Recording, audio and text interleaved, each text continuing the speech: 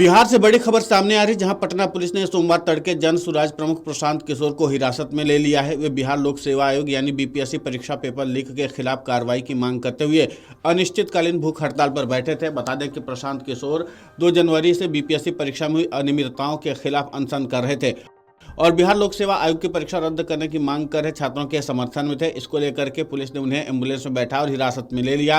हिरासत में लेने से पहले किशोर ने कहा कि उनकी पार्टी 7 जनवरी को हाईकोर्ट में इस मामले पर याचिका दायर करेगी।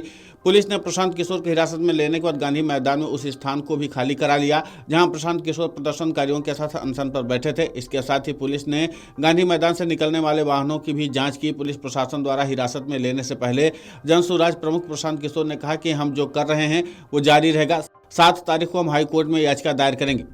इससे पहले रविवार को उन्होंने तेजस्वी यादव से इस विरोध प्रदर्शन का नेतृत्व करने का आग्रह किया था, क्योंकि वे विपक्ष के नेता हैं। उन्होंने कहा कि राजनीति को अलग रखकर छात्रों के मुद्दों पर बात होनी चाहिए और वे विरोध प्रदर्शन का नेतृत्व करें।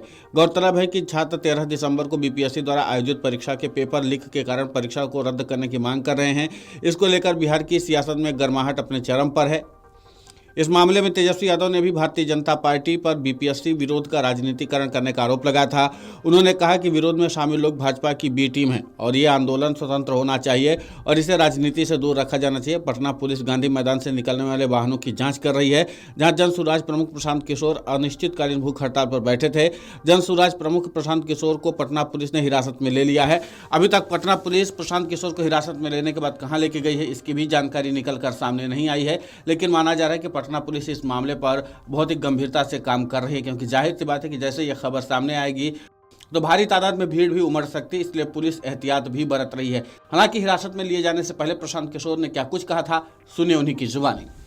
हमारे लिए ये अभी कोई निर्णय का विषय ही नहीं है कि कंटिन्यू करेंगे कि नहीं करेंगे।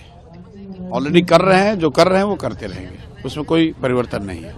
डॉक्टर ने कहा है कि इसको डिसकंटिन्यू कर देना चाहिए, आगे नहीं, डॉक्टर अपने मेडिकल असेसमेंट के हिसाब से उन्होंने सलाह दिया, जो उनका काम है।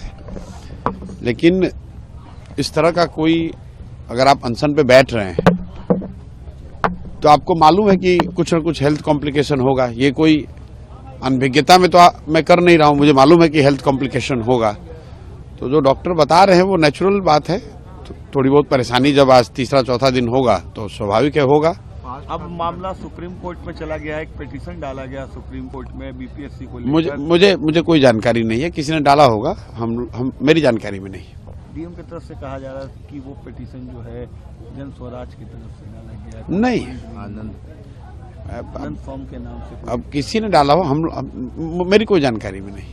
हम लोगों ने कोई पिटीशन अभी डाला नहीं। हम लोग हाईकोर्ट में 7 तारीख को पिटीशन डालेंगे, हाईकोर्ट में चैलेंज करेंगे। जो मैंने छात्रों से यहाँ वादा किया है कि लीगली जो ऑप्शन उपलब्ध है उसके तहत हम लोग हाईकोर्ट में जाएंगे, क्योंकि हम लोग के जो लॉयर्स हैं उनका भी मानना है कि सुप्रीम कोर्ट इसको एक्सेप्ट नहीं करेगा। वो कहेगा कि आप पटना हाईकोर्ट में जाइए, पटना हाईकोर्ट से वो रिजेक्ट हो जाए तभी उसके बाद आप जा सकते हैं supreme court. Direct supreme court जाने का कोई फायदा, कम से कम हम लोग के जो लॉयर है वो बता रहे नहीं है। लेकिन कोई लॉयर गया है तो उनकी अपनी समझ होगी, मैं उस पर कमेंट नहीं कर सकता हूँ। अमर उजाला जीवांजलि के सारथी की मदद लें और महाकुंभ में स्नान जरूर करें। अमर उजाला जीवांजलि के सारथी की मदद लें और महाकुंभ में स्नान जरूर करें।